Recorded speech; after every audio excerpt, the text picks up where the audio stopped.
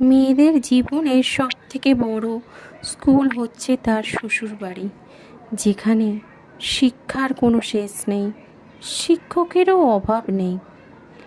লোকে কি বলবে, সমাজ কি বলবে, পাড়ার লোকে কি বলবে, এটা করো না, ওটা করো না, এখানে যেও না, ওখানে যেও না, এগুলো শুনতে শুনতে জীবনটাই কেটে যায়। তবুও দিন শেষে সেই মেয়েটাই সবার চোখে খারাপ। মেয়েরা বেশিরভাগ সময় কাঁদে, কখনো নিজের জন্য, কখনো প্রিয় মানুষগুলোর জন্য।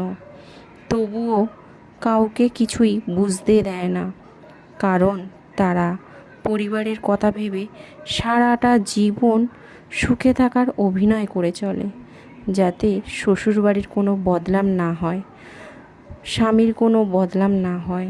এত কিছু